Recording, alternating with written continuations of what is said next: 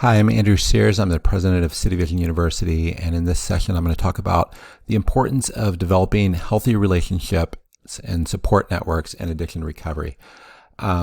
So, I want to explain, our model of holistic addiction recovery is you kind of have all these components, and I want to explain how each of those components relates to having healthy relationships and support networks, because I can help you think about, okay, how do you go about disentangling and getting healthy relationships. My real assessment from my own experience in working with a lot of different people, probably the most significant thing that drives healthy or unhealthy relationships is really two things. It's core beliefs that's related to managing thoughts and managing emotions. And these are the two things that sabotage the most. So if your core beliefs are you distrust people and you're hypervigilant, it's going to be hard to relate to you. A key part of this is you got to learn to become a good friend, or if you're pursuing a romantic partner, to do that. And then in managing emotions, where if you're emotionally volatile, then what happens is you kind of go down this path to a descent to health, or hellish circumstances where safe people just avoid you because you're emotionally volatile. So then the only people that are left are other emotionally volatile people who don't have anyone else that they can relate to. So then you're kind of stuck in this cycle. Some of the progress here, and just as a summary, I use the analogy of physical rehab or relational rehab to physical rehab, and this is kind of the headliner of this domain. And really, to put that in Christian circles, it's about how deeply can you love and be loved by God, and love and be loved by others is what we're really talking about. It's not just, are you doing that a little bit? It's like, how deep can you go? So there's different steps you can take. Attending church, small group, and recovery group. Initially avoiding dating for a time if you're single. Learning to have platonic, non-romantic, cross-gender friendships. Living in work environment, try to have those as much as possible with safe people. So that relates to the job and financial health. Is that, for a lot of people, after they get out of recovery, you got to take whatever job that they can get. Sometimes those jobs have a lot of unhealthy people, and it's just, you can't really change that, and a lot of times you might be in family situations where you're, if you're especially the parent and you're married, it's not like you can just get out of challenging situations with your spouse or kids. There's other family members that may be less immediate that you can, if you had a sibling that's abusive or something like that, you can put up boundaries, but that's harder to do, in other cases. But trying to, increase the safety in your space. And a lot of it's just learning to be a good friend and romantic partner is what you're trying to do. This relational rehab, the summary of that is how are you at being a good friend, because that's how you're going to attract good friends.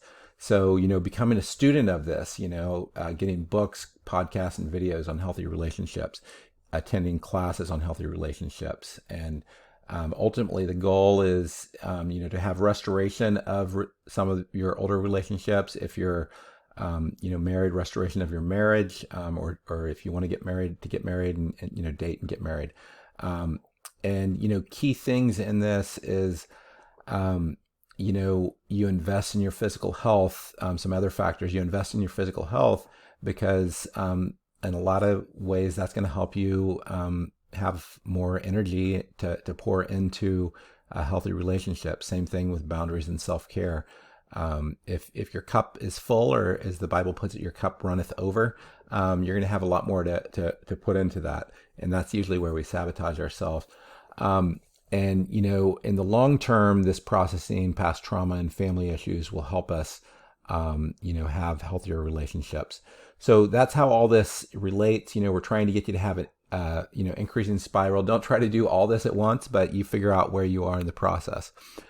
So relating this back to our Wounded Healers course, there's concepts that we talk about, and that's, boundaries in relationships. How do you have good boundaries? How do you find safe people? How do you attract safe people? How do you recognize family patterns? One of my challenges, and a lot of people who have, family history of abuse, they're attracted to people who treat them like their family members treated them, which often can be negative. So how do you reverse that? How do you resist that attraction to toxic people, and trying to reverse that? How do you try to move forward in increasing safety in your living situation and work environment? And the worksheet is focused a lot on high risk situations. So how do you avoid high risk situations? A lot of what that is about. And ultimately, what you need to do on both high risk situation and just relational risk is recognize it's kind of like a rehabilitation process, relationally rehabilitating, and trying to assess where you are and how much risk you take. If you're pretty early stages, don't go in for a super intense, relationship. Try to start, you kind of crawl before you walk and you walk before you run, right? So, try to have some cross-gender, relationships that are just platonic. So accurately assess where you are, and just take some steps, based on where you are. And then just connecting this again to the addiction cycle. So this is the addiction cycle, and we've already covered the first 4 weeks. But what we're trying to do in this section is,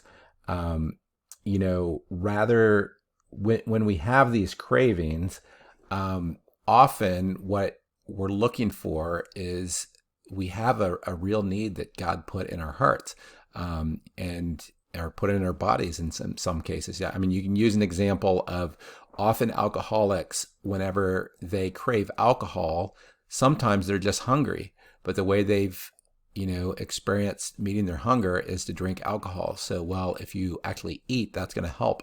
Or if you are codependent, relationally addicted, sexually addicted, or sometimes if you're just depressed because you haven't hung out enough with people, you need to have those healthy relationships, right?